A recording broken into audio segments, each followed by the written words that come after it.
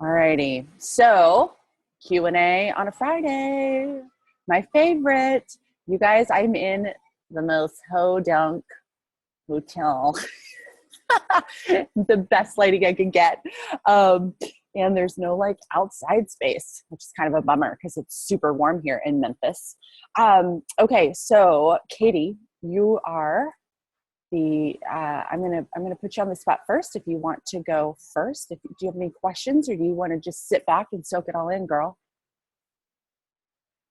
I just want to sit back and soak it all in, and then if I have questions, I'll ask. You bet. Don't be afraid to just jump in, okay? Okay, sounds good. Okay, perfect. And then Laura, I can see your cute face. Do you want to start with any questions? You're muted. Hold on. Go ahead now. No, I'm okay. Okay. I'm just listening. Okay, perfect. Same thing. Dive in.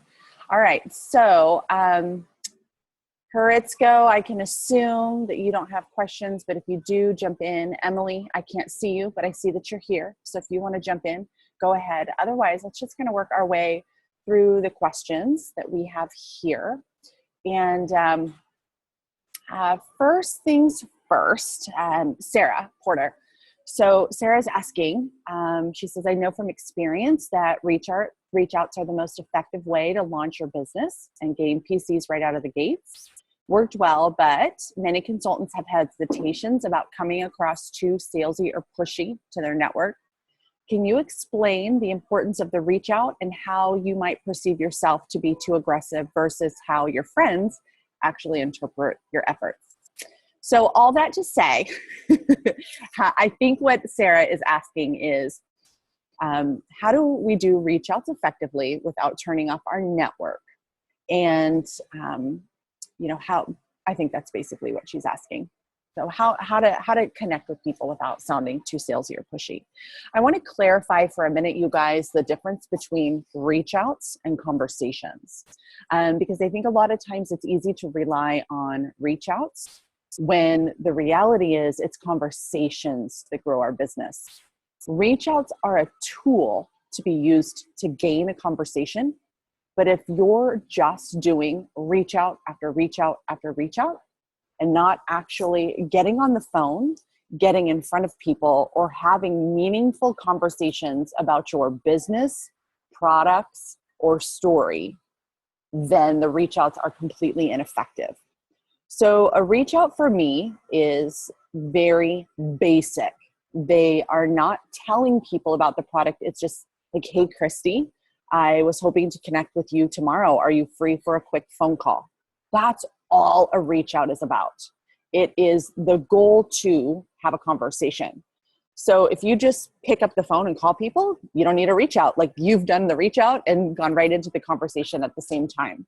So the trick is, the question is, and this is pretty standard. I mean, this is what we're all worried about, right? Nobody wants to be salesy. Nobody wants to be pushy or aggressive. And ultimately, we don't want to lose friends because of this business. I don't want you to lose friends because of this business. And so the trick is that we remember that we're in the business of serving on and loving other people. At the end of the day, we are in the business of serving on and loving other people. So it is not loving to be aggressive, pushy, and ultimately try to get people to do what we want. We have to remember that we are problem solvers. So our job, when done very well, is to solve problems of other people. We can solve their skincare concerns. We can solve their financial troubles. We can solve their career conundrums. We can also raise people's confidence, help create a community around a woman, support a woman. So there's lots of ways we can serve. But the main thing here is, do we know what she wants? We'll never know what she wants unless we're really good at listening. So when you call with an agenda that you're going to recruit somebody, you have pretty much limited your ability to actually solve her problems because you really don't know what they are. So I am the kind of recruiter who doesn't offer solutions until I've done a lot of listening. Because maybe it doesn't make any sense at all to offer her a skincare line because she really loves what she's using. So if I just spent 10 minutes explaining how amazing our products are, but she loves what she's using, she's probably tuned me out because it's not a problem that she has. So reach outs to conversations. Sarah, this is really important, that the only way to not be aggressive is to not be aggressive. The only way to not be salesy and pushy is to not be salesy and pushy. The way we work around that is connect with people, find out what they need, and only serve them solutions that will solve that need, which means there will be some conversations that you have with people in which you never mention Rodan and Fields because it didn't make sense. You didn't identify a problem that this could serve, that this could solve, right? So that's my best answer for you there. Now let's talk about Yvette's question on Australia, because this is a really good topic. And she has a cousin who lived there and a friend's daughter who's moving there. So of course she wants to reach out to them because we're opening Australia, but she's nervous. So she wants tips on how to recruit people that she knows or people she's connected to on Australia to the team. So I'm going to share with you how I operated when we were in the pre-launch phase of Canada and also in the pre-launch phase of Australia. If you have somebody who connects you to somebody like this into another country, you have two ways of looking at this, guys. You can get on the phone with that Australian, go straight to, I want to recruit you, in whatever shape or form that is, without identifying who she is, what she needs, and if you can even solve her problem. And you run the risk that you turn her off because you have no relationship with her. Or you can connect with that Australian and work to build a connection. Because this is really important, you guys. People buy products or join people they know, like, and trust. The tricky thing is when you're like given a referral, and basically any Australian like this is a referral. And this is whether you're talking about a different country or right here, when somebody gives you a referral, you will blow it if your first conversation is, I'm looking to recruit you or I want to sell you products. And of course, I know that that's not what you're going to say, but that's what they will hear. You will blow it and you will burn that referral. They will never want to connect with you again. That's just the nature of it. They see you as a salesman. So the other option that you have is to befriend them, So when I have any sort of referral in which I don't know the person, it's always, hey, I would love to be connected with you and learn from you because I'm not in your area. Are you open for a quick introduction call tomorrow? That's it. And then all I'm doing is just gathering information, connecting with her. When I say connecting with people, what is it that you two have in common? You won't know until you keep asking the right questions. So I might say, thanks for your time. I'm working to build a business in Australia from Boise, Idaho, but I've never been there. I really don't know much about the country, about your area, and really about your culture. And so I'd love to just kind of ask you a few questions, soak in some knowledge, and hope that you can kind of paint a picture for me as I begin looking for the right people there. So you see, we're just going to ask her a bunch of questions. And ladies, don't you know this? When people call you and just want to know what you know, you love helping other people. Like, that's just what we're asking. And so I would say, so Katie, tell me about you. What is your life like there in Australia? Have you always lived there? What do you do for work? What's your family life like?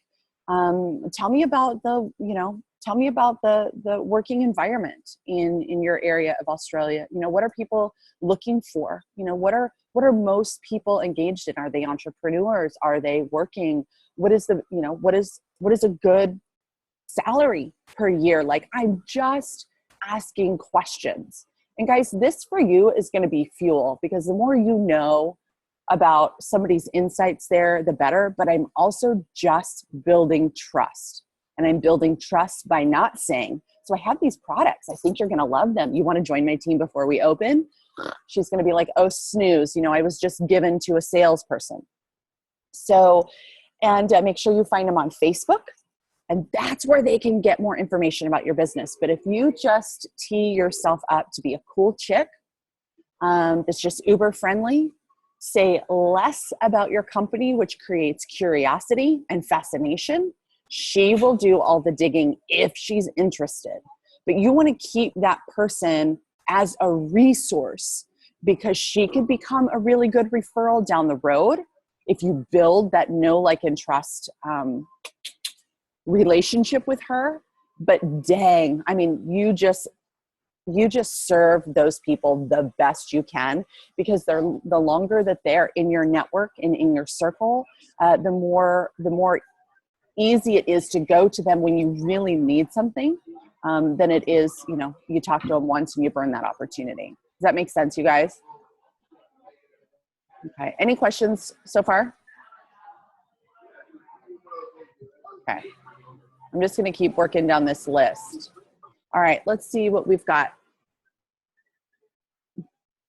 Okay, Charlene has a question on building your belief in recruiting versus selling. Okay. Did you expect a certain level of success in your own PC base before recruiting? And ideas on how to overcome a recruiting block. Okay, Charlene, this is such a good question. So I'm going to paint a picture for you guys on what my thoughts were entering into business with Rodan & Fields and how I built my business at the beginning. So when I started my business, and this continues to be true today, only my skills are better, but I did not have skills with adults as a preschool teacher. I was very shy, so uncomfortable even making eye contact with adults, and very uncomfortable selling. So in my mind, when I started this business, it was, how do I get people to come to me without having to go sell? And I also understood that I could sell product for a little bit of a commission, or I could recruit and build a team for a big paycheck. And that's what I wanted. So I would say that I maybe only had 5 PCs in my first year of business because it wasn't my focus. And it does not continue to be my focus today. I have always started, I have always led with the business, as we say. And my PC base is much stronger today now. I think I have something like 78 customers, PCs, but that is primarily because they come to me. That's just time in the business and people know what I do and they see me as a skin expert, okay? So building your belief. I think a lot of people think, well, because I don't have a great product story, I can't sell the product. Well, because I don't have a great success story with the business, I can't recruit. And this also goes down to Casey's question. And Casey's like, how do I get people to buy into a dream that I haven't even realized yet? Okay. And here's where we have to posture.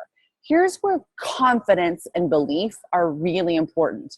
Guys, I was recruiting into this business long before I had a success story. Why? Because I was leading with what I saw possible and leading with how it was creating success for other people. We have so many stories of success with this business that it is to your detriment and your networks if you're waiting for you to have some explosive story to share and then finally recruit. How did I become an RFX, leader? I wasn't that the first day. So somewhere along the line, people were joining me far before I had recouped my investment. People were joining me far before I had, doubled my teaching salary. People were joining me far before I earned the Lexus. People were joining me far before, we had disposable income coming out of our ears. So how do we do that? It's belief, confidence, and posturing. What's the difference between the three? There's a subtle difference, but they're all three very similar. Let's start with posturing. Posturing is physical. It's physical, and it's what comes out of your mouth. Posturing is having a belief and a confidence in what you are working towards. I postured from the beginning that I was a successful businesswoman. Now, let me tell you how I did that. When I first started my business, I had like that panic moment that all of you had, going, what have I done? And how do I do this? And I was a stay-at-home mom with a early childhood education. And I knew I wanted to recruit business professionals. Why? Because my sponsor was a business professional and she was moving fast. And I knew that that type of woman would understand. But how do I recruit a savvy businesswoman when I know nothing about what savvy businesswomen think, do, need, whatever? Well, it was posturing. I thought, okay, well, if I want to recruit these women, I'm going to have to come off as a smart businesswoman. How do I do that? You guys, this is so silly, but very simple. The first thing I did was, well, how does a savvy businesswoman look? In my mind, she had a nice watch and a nice handbag. And of course, you know, she was wearing nice clothes. And so I went out and I bought myself a nice watch and a nice handbag. And I, from that day, decided I would never leave my house undressed again. I would never leave the house without makeup and lipstick. I would never leave the house without nice clothes on. It's not about how expensive they are. It's how you wear them. Okay. So you can have clothes from Walmart. You can have clothes from Target. It doesn't matter. It's how you wear them. Okay. You guys know the difference when somebody walks in the room who is well-dressed versus not. And it's all in presenting yourself. So that's posturing. I postured myself as the woman I was working to become. Now, was I a savvy businesswoman at the time? I don't think so. I was just a stay-at-home mom dressing up. I was just a stay-at-home mom playing dress up, playing pretend. That's what posturing is. You put yourself in the shoes of the person you're working to become. The confidence comes in knowing that I'm going to become this woman.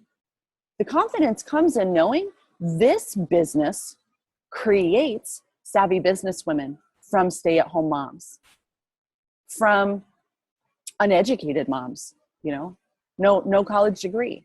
This business creates millionaires from simple-minded women, from women in poor backgrounds. The confidence comes from knowing that if I follow this system, the very same system that Sarah Robbins follows, I will be successful. Okay, that's confidence. So when you show up well-dressed and you speak knowing, I know where I'm going, I know what this business is capable of, I'm surrounded by women who have achieved it, and I'm next. And there's your belief. And there's your belief. So there's a difference when, and I think maybe in Casey, to get to yours, how many of you guys have sat and had a conversation with somebody and they're like, so how successful have you been? So how many people have you recruited? So how many people are on your team? Why don't we talk about how to field those questions? Because those are the ones that trip you up the most. Are you right? Because you're like, oh crap, how do I tell her I've never recruited someone? How do I tell her we only have 3 people on our team and I want to show her that she can make $1 million, right? Isn't that the real question? So here's the thing, you guys. If you're brand new and somebody asks you, so how many have you recruited? You deflect. Don't answer the question straight up. Deflect. It's all, and that's posturing, and it's confidence, and it's belief. And you can say, I think what you're really asking is what is possible with this business. And I have a roadmap that I'm going to give you when you join my team that has the potential to take you as far as you want with this. If you want a couple $100, this roadmap will make you a couple $100 a month. If you want to be a millionaire, like hundreds and thousands of women in this company have already done, it's the same roadmap. The only difference is how fast do you want to move this vehicle? You see, I took her question, dismissed it, and gave her something more powerful to think about. Because when you say, I've only recruited 1, does that tell her what's possible with this company? No. And never, ever let somebody ask you a question that runs the risk of deflating you at the table. If there is a question that has the potential of deflating you at the table, you do not answer it, but instead you pick yourself up, you posture, you present confidence, and you lay out exactly what they should be asking instead. So somebody will ask me, even today, how many people are on your team? And I honestly say, you know what, honestly, those numbers don't matter to me. I never check. Here's why. I can tell you what's possible with this company. I can tell you what you can do with this company. I can tell you what it is doing for my family. And from there, numbers like how many doesn't matter. You always, always, always position yourself as the expert and as the one who knows exactly where she's going. You position it. So questions that other people ask don't have to be answered. And when I was new, I didn't understand this. And I fumbled just like you did until I understood that people ask questions just because they don't know what else to ask. And when somebody asks, like, how many have you recruited? You can say, I think what you're asking is, how do you do this business? And I have a roadmap, and we have a system, and we have support and community to help you be successful. How many people do you want to recruit? But more importantly, how big do you want this business to go?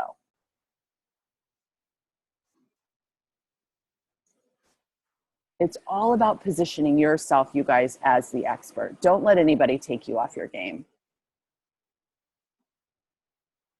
So, Casey, to circle back to yours, you know, just because you haven't realized your dream, and people, new business owners struggle with this too when it comes to like sharing their story. Well, I don't have a story yet.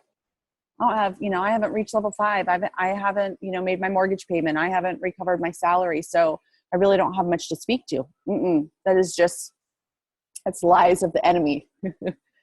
What I want you to think about is already, even if you are one day into this business, already this business has done something for you. Chances are it's given you hope that you haven't had for a long time. Chances are it's shown you that there is such thing as a community of women that are absolutely cheerleading for you, and you didn't have that before. Think about the things that this business is giving you that has nothing to do about money or goals achieved. Because every single one of us can say, even if you just use the products, you can say, well, I haven't seen massive change yet, but that's to be expected. I just started last night. But what I will tell you is, I loved the packaging. I loved how it felt. I can't wait to go back and wash my face tomorrow. You guys, people will join you because of your enthusiasm and your belief and your ability to cast vision. They are not going to follow you based on what you have done and can prove. Those are facts. Facts tell. Stories sell. You're in the business of telling stories and casting possibility, hope, vision. That's what you do. So as you start practicing this, because as new business owners, we are stuck in the facts. Of course you want to join our business. We're number 1 in North America. We're the fastest growing company. People will not buy from you solely based on that. Women, especially, why do we buy? It's because of an emotional response. I don't know if you guys have heard me tell this story about the Instant Pot. Anybody have an Instant Pot? Right? So I bought this Instant Pot not because of how it looks or how it's made. I don't even know what the wattage means. I just put it in my cart. I bought it because I feel like owning it will make me more successful. I feel like being able to make a 30-minute meal, frozen chicken to on the table in 30 minutes, will make me feel like I have my shizzle together, will make me feel like a good mom because I'm putting healthy food on the table in my small limited hours. Same thing with your skincare. Most people aren't going to buy even our brilliant skincare because it's the fastest growing and number 1. They're going to buy it because they believe, because you shared, they believe that it's going to change their acne, that they're going to be able to leave the house without makeup on without all this cover up. And this is really important as we are selling the products and positioning the business, that we are leaning on what's in it for them and the benefit. What's the benefit? That's very different from the facts, which the reverse regimen has hydroquinone, and hydroquinone is found in, the day spas, and no. Here's what you want. You want the reverse regimen, and here's why. Chances are over time you've got sun damage. Maybe you're experiencing some melasma from having kids and birth control and all those things that we do. And the reverse regimen is going to take all of that away. It's going to enable you to drop half of your cosmetics because you won't be trying to cover it up. It's going to give you more confidence in your skin, and you're going to experience glowing, radiant, more youthful skin. Doesn't that sound great? There's your benefit. That's why she's going to buy. She'll buy it from you, not even know what the ingredients are or what the cost is. So it's the same thing with our business. You guys, I can't tell you today how many conference calls that I run that don't talk about our business model or the history of our company. We're talking about what's in it for her. Find out that she's lonely at home. Find out that she'd like to make a little bit of income and feel like she's contributing. We really focus on our team, our culture, and our support system. It's very, very different when you're talking about benefit versus facts. So, okay. Any questions, guys? You guys are so easy peasy this morning, super quiet. Heather, I have a question. It's Emily. Hey, lady, sure. So you were talking about how you were taking the role of a business professional. I'm a stay-at-home mom, so a lot of the women I engage with every day are also stay-at-home moms. Mm-hmm. How did you connect with those business professionals? So a couple different ways, Emily. And I was a stay-at-home mom at the time when I started, so I can completely relate to where you are. But even on the playground, moms groups, things like that, I became, the best dressed one. I presented myself as a stay-at-home mom that runs a business, and I am not messing around. So I postured myself in that way and started kind of separating myself a little bit. And so when I was out and about at the grocery store, coffee shops, whatever, I just assumed that role. And when people would start a conversation, I just started practicing what it would sound like how I answered, whatever. Then I started, you can only get so far in the stay-at-home mom network. I mean, let's just be flat out honest. I never would have built a business if I'd have stayed in the stay-at-home mom circles.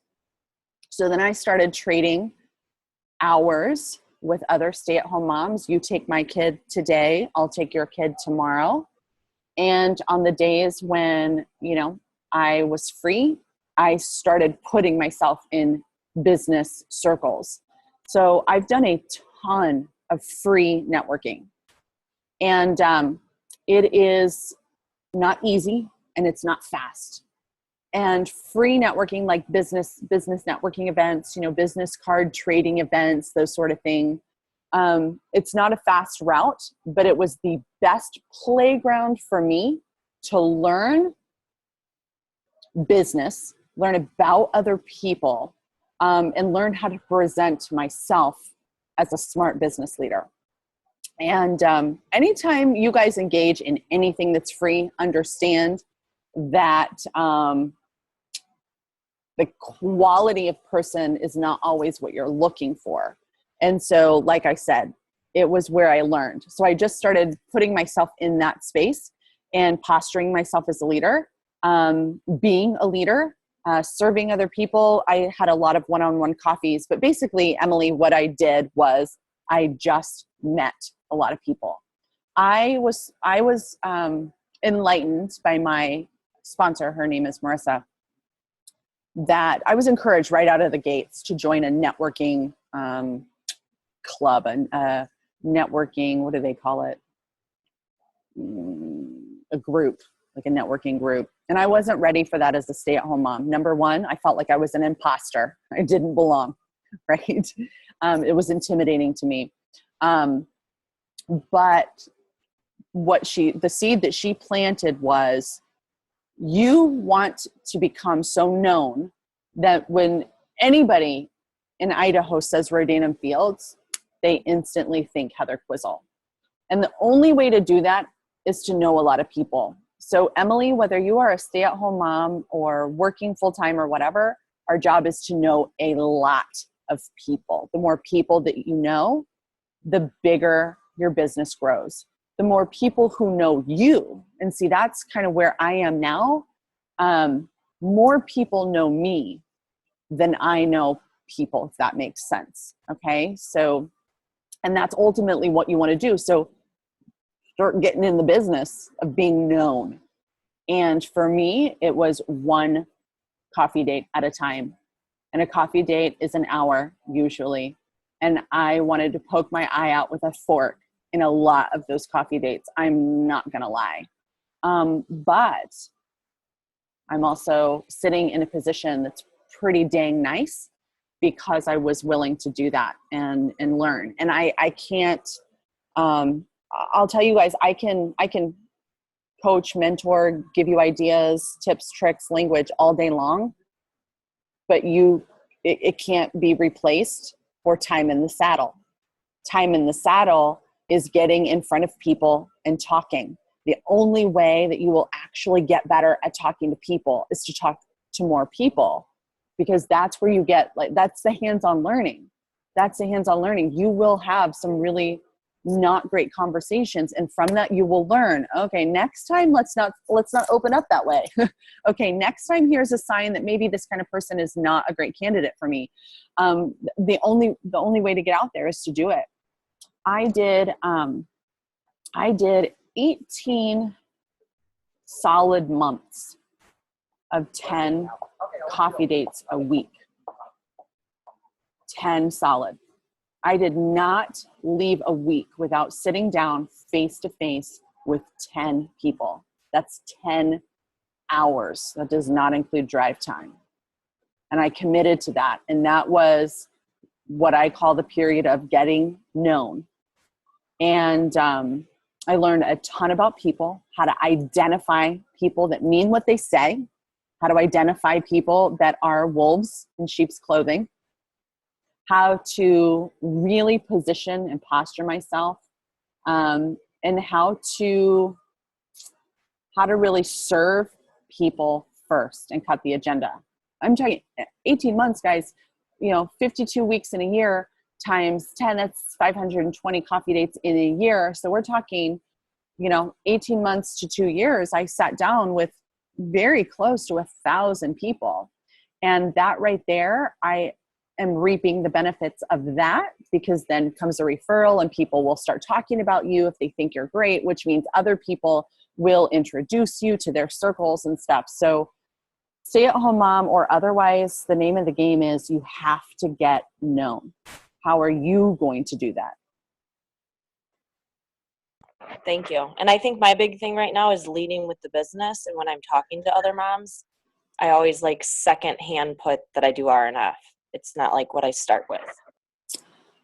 The stay-at-home moms are tricky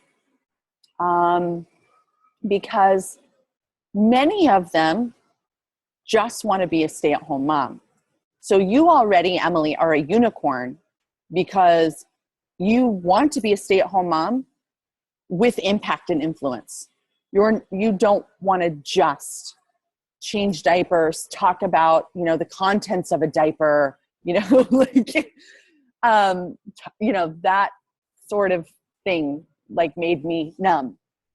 And so when you're talking to stay-at-home moms, I think you have to be a little bit more gentle in your approach and really listen for those clues that tell you that this mom actually does want more. There are moms who think they want more, but then when it comes to having to work or multitask or put themselves out there, they're really not that into it.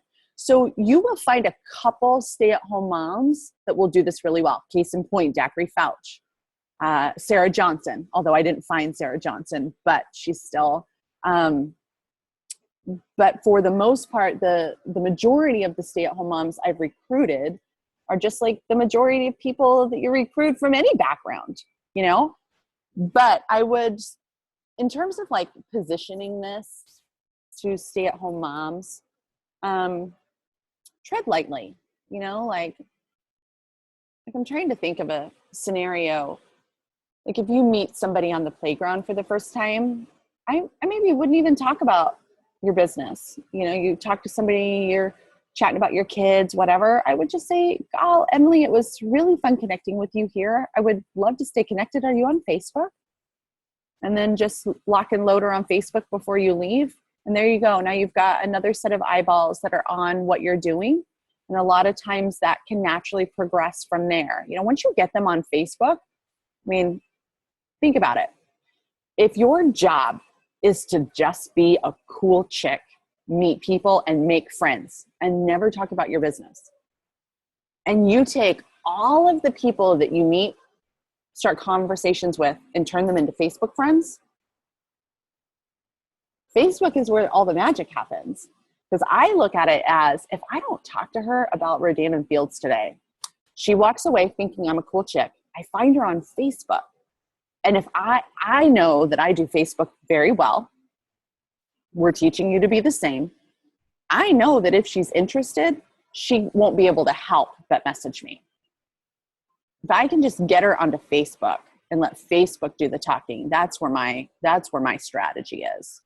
So that I don't worry so much if I don't get a chance to talk about my business with her. I worry more about how do I connect with her on Facebook?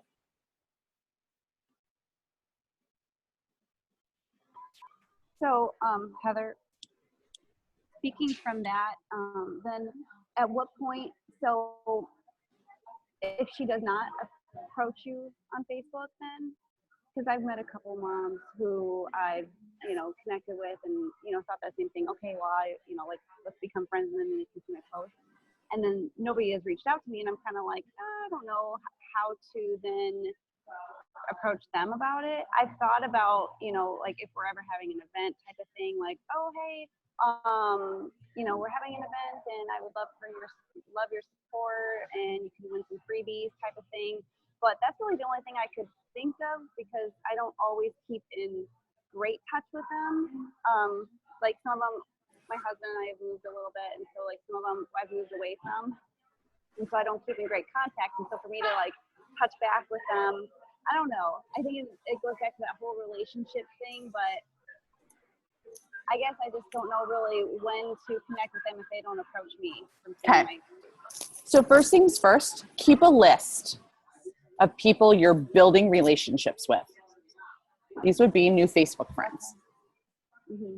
And go to that list once a week, hop over to their Facebook page, find out what they're doing, like, comment if it makes sense, and maybe 2-3 times a month. I don't know. Like, I don't want to give you a number, because then you're going to be like, I got to follow up with it. Just like when it makes sense, meaning if there's something that you connect with, like they just went to Disneyland and you've been there, you could send a note and be like, oh my gosh, Susan, I saw that you guys just went to Disneyland. Have you been there before? Okay, so it's progressing that friendship. You have to progress the friendship a little bit, I think, before you ask for something, so that you create the know, like, and trust. Then what I typically do is I might say, Laura, I don't think we've ever talked about my business and what I do, but I would love to connect with you for a quick 10 minutes tomorrow and share a little bit about what I do, because you might be able to lead me to the right person. Okay, so it goes back to the connections thing. That's kind of what I didn't really know, like, how do I present it to her? Because she knows that I sell it, but you know what I mean? It's kind of like the elephant in the room that nobody's talking about. Just go right back to the, like, you might be able to connect me to the right person. Like, I put everybody in that category, because it's a way they get on the phone and they trust, they feel that you're not trying to sell them. Okay. Right? And we're not. We're just getting on the phone and we're listening, right? With some strategic questions. And if it makes sense, we can say, gosh, would you ever consider this? Yeah. Okay. So I think you're really starting to get the hang of this, right? So the main thing is we don't ask to talk, to connect, look at my products, come to my event until we've established some sort of relationship with most people. And so what do you need to do to get to a point where you're like, yeah, I think she would receive this if I reached out to her today. And some people, you can get to that really, really quickly because she's just an open personality. Other people are really skeptical, and in their mind, they're like, I know she sells a skincare. When's she going to ask me? And so follow that. So there are some people I'm like, boy, she's a hard egg to crack. Like, I'm not ready. Like, I don't think it's time. And for some people, like I can think of this neighbor, you guys, when I moved into our house, this was 4 years ago, I had this neighbor, super cute, adorable, and man, I wanted to recruit her. But I knew she was waiting for me to pounce on her. Like, she just had that vibe. She was real standoffish. And something in my head just said, don't do it. Don't approach her. I got her hooked up on Facebook right away. You know, I was always commenting on her stuff because we were neighbors, but I just knew, I don't know how, but not to approach her. You guys, it took her 3 years, but she came to me and said, hey, I think I need some of your skincare. Now, had I blown it with her day 1, I would have blown it year 3. And that's where I know, like, we get so wrapped up in like, but I need a PC right now, that we aren't thinking clearly. And I want you to think a little bit more strategically and not blow it because of your urgency. Because there are some people that have been really burned by network marketing, and you kind of know them when you see them. If you are paying attention to the energy that they're putting out and listening to them well. And so with those kind of people, I tread very lightly. But an open personality is super chatty.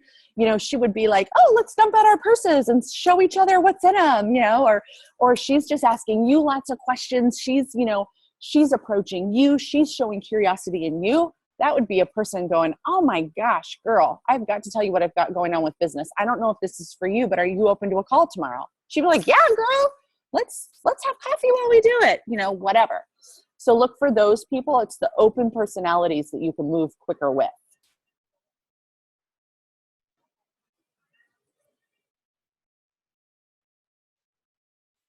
Good. All right, guys, anything else before we pop off? This is so amazing. Thank you. You're so cute. You're welcome. What's funny is I'm like, am I even making sense this morning? So, well, if there's no other questions, let me let you guys go. And, you know, always available on the threads on the Road to Level 2 course, if that's where you're coming in live from today. But just keep going, you guys. This business is practice. Like, you have to go practice. So now you've listened to me for almost an hour, which I'm so sorry. Now go practice today.